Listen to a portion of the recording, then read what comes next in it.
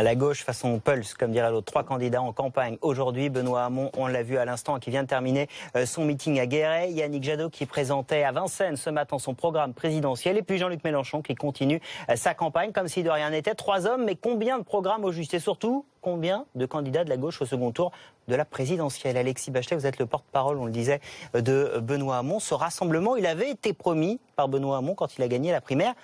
On a l'impression que ça rame. C'est l'expression qu'il a employée ce soir pour autre chose, mais on a l'impression que ça rame, ce rassemblement. Non, mais le rassemblement, ça ne se décrète pas. Ça se construit dans un dialogue, dans une exigence sur les contenus programmatiques, parce qu'on ne se rassemble pas pour se rassembler. Il faut construire un contrat de majorité pour gouverner demain, tous ensemble. Je crois que Benoît Hamon a reçu un mandat en remportant la primaire de façon très large. Ce mandat, c'est de dire qu'il n'y a pas de gauche irréconciliable. Il faut au contraire tendre la main et tenter de qualifier la gauche au second tour de l'élection présidentielle. C'est possible, parce que arithmétiquement, quand vous additionnez le score de Benoît Hamon, celui de Jean-Luc Mélenchon et celui de Yannick Jadot, ils sont même devant Marine Le Pen. Si je prends les chiffres, je les ai faits avec notre ils sondage. Ils sont même devant Marine Le Pen. Et la BFM TV, vous étiez à 28, vous seriez en tête du premier tour largement. Voilà. Marine Le Pen à 26. Donc, devant comme l'a dit Yannick Jadot, la gauche serait irresponsable de ne pas tenter de créer les conditions d'un rassemblement pour être en tête le soir du premier tour et remporter l'élection présidentielle. Daniel Simonet, la représentante de Jean-Luc Mélenchon, tendez-vous la main, non? Mais oui, mais moi je tends la main à Daniel et à tous les militants de gauche, écologistes, citoyens, qui dans ce pays ne renoncent pas à faire gagner la gauche et ne renoncent pas à ce qu'on nous prédit depuis des mois et des mois, c'est-à-dire le Front National en tête, la droite ou une candidature de droite light au second tour de l'élection présidentielle qui éliminerait la gauche de cette élection. Est-ce qu'il y a une main en face de la vôtre, Daniel Simonet? En fait, Jean-Luc Mélenchon a répondu et a fait à travers une vidéo une adresse à Benoît Hamon pour lui dire mais prenons un café. Et d'ailleurs, on attend toujours le coup de fil de Benoît Hamon. Et on prend cette proposition et cette réflexion très au sérieux. Que propose Benoît Hamon? Aucun contact depuis la primaire? Non, aucun. Prenons la proposition au sérieux. Monsieur Benoît Hamon donc, ne propose pas de se désister pour Jean-Luc Mélenchon, ni inversement, mais il propose une majorité gouvernementale. Nous avons bien entendu qu'il a bénéficié lors de la primaire du Parti socialiste de citoyens et de citoyennes qui se sont saisis de son bulletin de vote pour dégager Manuel Valls, pour envoyer un message qui était de dire, voilà, la politique, le bilan de ce quinquennat, qui finalement a poursuivi le quinquennat de Sarkozy, on n'en veut plus. Et donc, ça lui donne un devoir qui est de ne pas désespérer cet électorat-là. C'est-à-dire que l'enjeu de sa candidature, c'est bien justement de porter, par exemple, l'abrogation de la loi El Khomri. Et donc, nous, ce que nous envoyons comme message à Benoît Hamon, écoute, vous avez été porté par cette vague-là. Eh bien, continuez sur cette vague-là. Une majorité gouvernementale, chiche, pourquoi pas, mais pourquoi faire? Pour abroger la loi travail. Or là, il y a un problème. Vous avez 86% des députés sortants qui sont reconduits au suffrage investis par le Parti socialiste, qui sont pour la loi travail. Non. Ça fait globalement environ 64% des candidats PS investis qui sont d'accord. Attendez, là vous êtes déjà sur les législatives, vous êtes déjà sur le coup d'après. Mais une majorité gouvernementale, c'est ça dont il veut. Évidemment, d'abord sur un contrat, sur les idées, Daniel. Pas la tambouille. Non, c'est pas la tambouille ce que je dis. On est d'accord sur la 6e République. Donc le premier geste. Non, attends, écoute-moi. Prenons les sujets, mais prenons les sujets de fond. C'est ça qui intéresse les gens. Oui, mais justement, c'est les idées. C'est le contrat. Qu'est-ce qu'on va faire ensemble si jamais demain on l'emporte? La question de l'abrogation de la loi travail a été une question fondamentale. Comment croyez-vous, une seule seconde, que vous allez être en capacité de pouvoir abroger la loi travail si vous souhaitez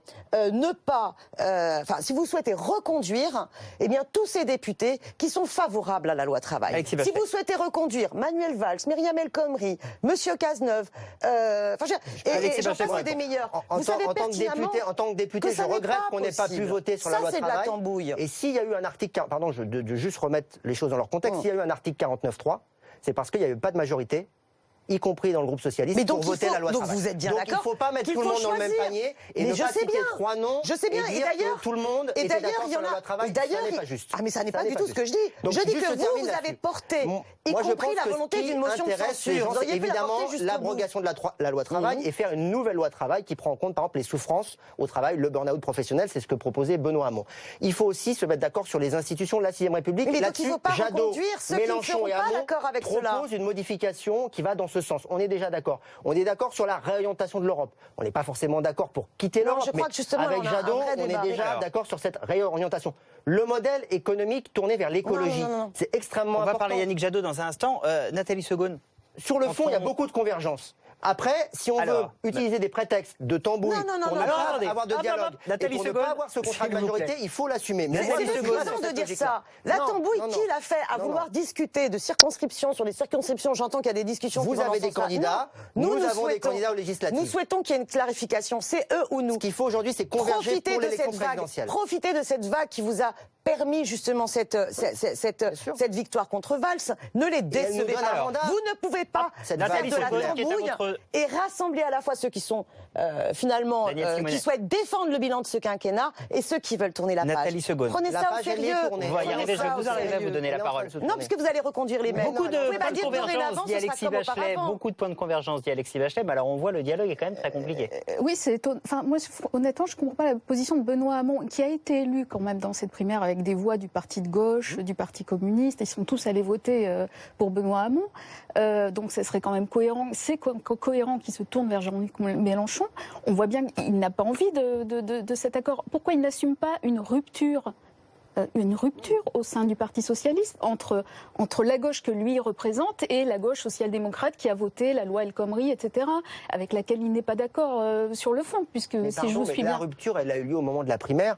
Il y a un vote qui porte une orientation.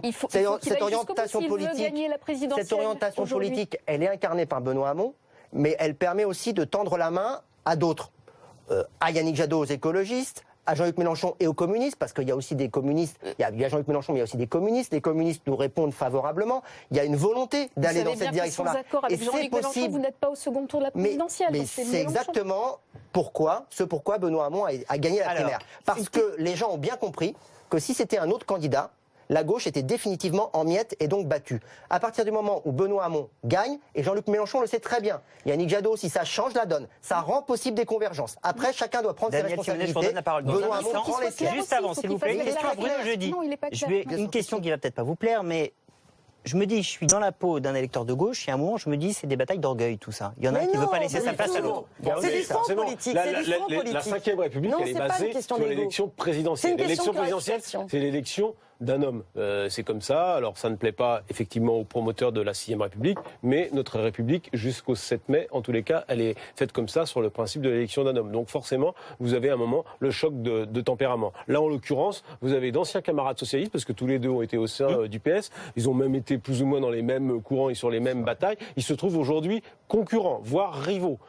Avec un Benoît Hamon, c'est vrai qu'il arrive de nulle part et qui surgit, qui, à mon avis, est porteur quand même d'une fraîcheur dans cette présidentielle de Challenger. Et il a un avantage par rapport à Jean-Luc Mélenchon, c'est qu'il est porteur justement de cette nouveauté, d'un nouveau visage, peut-être d'une façon de parler de problèmes de vie concrète qui séduisent une partie de cette jeunesse de gauche qui a envie peut-être de se porter sur l'un ou l'autre des candidats. Et il faut bien reconnaître que dans le contexte de dégagisme, c'est peut-être Benoît Hamon qui a pris la main de manière surprenante sur les 2 dernières semaines. Évidemment, ça ne plaît pas beaucoup à Daniel Simonet et leurs amis. Et je le comprends parce que c'est aussi un moment des batailles de tempérament, non, justement, je ne suis pas d'accord. Ça n'est pas sérieux. Ça n'est pas une bataille d'ego. On est dans une situation politique où les citoyens et les citoyennes de ce pays ont subi un quinquennat qui a aggravé la situation du chômage, qui était censé s'attaquer à la finance et finalement qui l'a servi. Et donc, mais justement, c'est pas une question d'ego. Lorsque nous posons le débat et qu'on dit mais Benoît Hamon, ayez le courage d'aller jusqu'au bout. Parce que vous avez plus d'un électeur sur 2.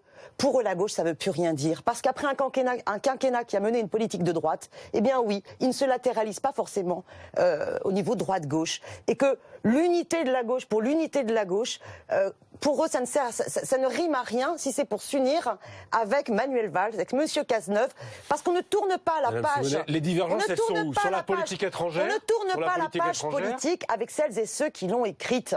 Écoutez, le quinquennat, il a commencé par... La politique étrangère. Je vais terminer juste sur une chose importante. Voilà les grandes différences. Le quinquennat, il a commencé, d'accord, par la fausse promesse non tenue de la renégociation du traité européen, et qui nous a plongé dans une seule politique possible. Et c'est d'ailleurs dans ce cadre-là. C'est dans ce cadre-là. Donc il faut bien. Alexis Bachelet vous répond et après si on espère faire une majorité gouvernementale alternative, ça va bien être pour mener une autre politique. Et donc pas avec ceux d'hier. À quel point le dialogue est difficile, puisque Daniel Simonet fait comme si Manuel Valls ou François Hollande avaient remporté la primaire, alors que c'est Benoît Hamon qui l'a remporté. Il l'a remporté d'ailleurs en s'opposant parfois au bilan du gouvernement, parce qu'il y a eu des choses qui ont été critiquées. Benoît Hamon, il assume la partie, il a été ministre pendant 2 ans sur l'effort en faveur de l'éducation, sur le mariage pour tous. Je pense qu'on est quand même d'accord pour dire que c'est positif. J'espère, en tout cas, à gauche qu'on est tous d'accord là-dessus. Il y a eu ensuite sur l'austérité, il y a eu ensuite sur la loi travail, sur la déchéance de nationalité, des points de rupture. Benoît Hamon les a assumés, il a quitté le gouvernement. Et maintenant, dans la primaire, il a porté une audace programmatique qui va même plus loin que Jean-Luc Mélenchon, parce que par exemple, Jean-Luc Mélenchon combat le revenu universel, comme Manuel Valls d'ailleurs. J'allais vous en parler. Est-ce que c'est le point symbolique de Benoît Hamon la vision du monde du travail, la vision de l'écologie, oui, une capacité à converger avec Yannick Jadot, avec les écologistes et aussi avec Jean-Luc Mélenchon. Alors on va reparler de Yannick Jadot parce que ça ne le veut pas, on ne peut pas l'y obliger. Et le procès d'intention qui est fait à Benoît Hamon, un mot du revenu universel, s'il vous plaît. Est-ce que c'est évidemment compliqué? Benoît Hamon, ça a été son fer de lance pendant cette campagne des primaires.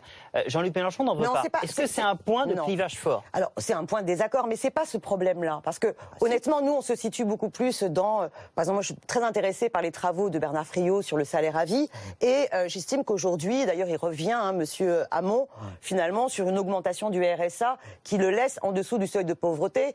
Et donc, ça ne nous satisfait pas du tout. Et puis, surtout, le revenu universel est souvent une mesure que les libéraux se saisissent pour remettre en cause la sécurité sociale. J'espère bien que ça n'est pas l'objectif de M. Hamon. Mais par exemple, il le réduit pour l'instant à l'allocation d'autonomie que Jean-Luc Mélenchon défendait déjà en 2012. Oui, tout à fait, ça converge d'ailleurs. Donc là n'est pas le gros point de désaccord. Hein, le gros point de désaccord, il est vraiment... on ne peut pas nous demander de servir d'amnistie ou d'amnésie vis-à-vis des gouvernements d'hier. Et par contre, la question européenne, oui, nous souhaitons en débattre parce qu'elle est extrêmement importante. Alors, parce qu'il ne s'agit pas à Yannick Jadot, parce demain de faire comme M. Tsipras. Yannick Jadot a présenté son programme présidentiel ce matin. Nathalie Segonde, moi j'ai besoin de vous, avant d'avoir votre réaction, pour comprendre ce qui se passe avec Yannick Jadot. Le rassemblement avait l'air extrêmement simple. Et puis ce matin, il dit, avec Benoît Hamon, ça prend du temps, c'est un peu compliqué les discussions. Il dit Jean-Luc Mélenchon, j'ai appelé, il m'a jamais rappelé. Qu'est-ce qui se passe? Je suis absolument pas dans les petits papiers, les petits secrets de ce duo-là. Je pense que c'est compliqué parce qu'il y a vous avez oublié de citer une troisième personne qui est Cécile Duflot, qui revient par la fenêtre et qui négocie des circonscriptions législatives, notamment pour elle, avec Benoît Hamon. Enfin, ça a été négocié très en amont. Elle a fait un pari, Cécile Duflot, elle a gagné. C'est Benoît Hamon qui est sorti de la primaire. Donc pour Yannick Jadot, je comprends que ce soit compliqué. Il n'a pas grand-chose, honnêtement, il n'a pas grand-chose à mettre dans la balance. Il est à 2% dans les sondages. On est à peu près certain qu'il aura passé 500 signatures. Que voulez-vous qu'il pèse? Et il est concurrencé sur sa gauche, si j'ose dire, par Cécile Duflot qui négocie et qui revient comme ça à la tête de LV. Donc c'est très compliqué. Je comprends que le dialogue ait du mal à se faire. Personne n'en veut des voix d'Yannick Jadot. Mais beaucoup d'écologistes d'ailleurs sont d'accord avec nous. Nathalie décrit très bien, c'est-à-dire que Yannick Jadot, il a quand même gagné une primaire écolo. Alors certes très modeste, c'était vraiment une poignée de milliers quelques milliers d'électeurs dans une primaire fermée. Mais c'est vrai qu'il est investi candidat, qui s'est lancé. Vous avez vu, il a un logo, il a une équipe de campagne, tout ça, ça coûte un petit peu d'argent. Donc c'est jamais facile d'arrêter un candidat qui est lancé. Franchement, c'est difficile. Non, il y a un vrai débat Europe Écologie Les Verts en ce moment. Il y a un débat à l'intérieur d'Europe Écologie Les Verts, mais à la limite, ils sont toujours en débat, donc ça, c'est pas trop un problème. La difficulté, c'est le PS. Pour vous, soit la politique, c'est simplement des égos, soit c'est le mépris des débats. Il faut voir les choses qu'il y ait des débats. Il y a un débat important. Mais la gauche aujourd'hui est dans les choix, elle n'a aucune chance d'être qualifiée, donc il faut bien qu'elle se rassemble. Yannick Jadot, il y a beaucoup d'Europe Écologie Les Verts, de militants qui se posent la question de la même manière que Jean-Luc Mélenchon et qui estiment qu'il faut que M. Benoît Hamon clarifie. clarifie. Est-ce qu'il veut reconduire ceux d'hier? Sur la question écolo, franchement, alors la primaire, il a bien clarifié. On écoute Alexis Bachelet. Il y a un bon point sur le rassemblement possible et non pas impossible, c'est que Yannick Jadot et Benoît Hamon se parlent. Et ils se parlent, non pas de leurs problèmes personnels, ils se parlent politiquement de ce qu'ils ont envie de faire ensemble. Yannick Jadot a tenu des propos extrêmement forts sur la responsabilité qui est la nôtre, celle de tous les responsables politiques de gauche et écologistes, de prendre le train de l'Union si c'est possible, et c'est possible sur les contenus. Donc ils vont se voir ce week-end encore avec Benoît Hamon et Yannick Jadot, ça a été annoncé. Effectivement, il y avait un temps de préparation parce que le but c'est de trouver des convergences sur le fond. Donc il faut effectivement que chacun vienne avec ses propositions. Mais moi je suis convaincu qu'à partir du moment où il y a cette volonté, il y aura un chemin. Et moi je souhaite que Jean-Luc Mélenchon et ses amis, et aussi le Parti communiste, prennent... Non mais se pose la question, et ce qui est intéressant c'est qu'aujourd'hui... Pourquoi M. Benoît Hamon n'appelle pas Jean-Luc Mélenchon? C'est qu'aujourd'hui, mais il va le faire, mais ce qui est intéressant c'est qu'aujourd'hui, Europe Écologie va interroger ses militants pour savoir s'il faut aller dans cette direction, celle du dialogue et donc celle de l'unité. Je pense que les militants écologistes, que je respecte, il ne faut pas les mépriser, c'est une sensibilité importante. Et aujourd'hui, tout le monde sait que Benoît Hamon, qui a mis au cœur de la primaire la question écologie, l'a emporté notamment parce qu'il a été soutenu effectivement par les Français qui ont cette sensibilité sur l'environnement, la santé environnementale, des questions qui sont concrètes. Ce n'est pas un problème de bobo, comme l'ont dit d'ailleurs certains éditocrates. Oui. Jamais ça se passe. Ah, c'est bien. Vous en arrivez à reprendre nos termes, c'est bien. Moi, je suis ravie que la bataille. Attaquer les journalistes, vous êtes d'accord. Là-dessus, vous êtes d'accord. Nous avons sorti une nouvelle revue du parti de gauche. Voilà, l'intérêt général, et notre premier numéro est justement sur la question d'émanciper les médias, justement. Et nous faisons la distinction entre les métiers, entre les journalistes et justement les éditeurs. Yannick Jadot, vous l'accueillez ou pas? Écoutez, Yannick Jadot et Europe Écologie Les Verts posent un débat dans des termes équivalents aux nôtres, parce que beaucoup d'entre eux disent mais oui, il faut que M. Hamon clarifie. Il faut savoir que vous l'accueillez ou pas? Il faut savoir que oui, bien sûr. Il faut savoir que les militants d'Europe Écologie Les Verts, ils n'ont pas non plus envie d'avoir à nouveau un discours du Bourget, parce que eux, on leur a promis je ne sais combien de fois que c'est bon, la proportionnelle, elle allait avoir lieu. Oui, la sortie du nucléaire, elle va être planifiée. Oui, la question des grands projets inutiles et imposés, Notre-Dame-des-Landes, ça va être réglé. Et on a vu ce que ça a donné avec le quinquennat précédent. Donc, bien sûr, la question de qui va participer ou pas, et est-ce qu'une nouvelle majorité est possible ou pas, se pose pour eux dans les mêmes termes que nous. Il faut absolument que M. Hamon assume la rupture. Et nous avons clarifié. Non, vous n'assumez pas la rupture. Par les électeurs si qui vous ont voté reconduisez ceux d'hier, pardon de le dire, il y a eu 2 millions de personnes qui ont voté. Il faut respecter le vote de ces 2 millions de personnes. Et il y a une majorité très nette qui s'est portée sur Benoît Hamon pour rompre avec certains choix, pour incarner l'avenir, pour rassembler à gauche. La main est tendue. Et le peuple, ils ont bien voté, le peuple. C'était le début de ce débat. La main était tendue entre le porte-parole de Benoît Hamon, le porte-parole de Jean-Luc Mélenchon, et la main reste tendue. On sent que c'est quand même encore pas tout à fait gagné. Merci beaucoup Nathalie Segonde. Merci Bruno Jodot. Merci Alexis Bachelet. Merci Daniel Simonet. Et le coup de fil, le téléphone va chauffer. C'est parti. Tout de suite, vous retrouvez Jean-Baptiste Boursier pour Grand Angle, évidemment, juste après la météo de Fanny Agostini.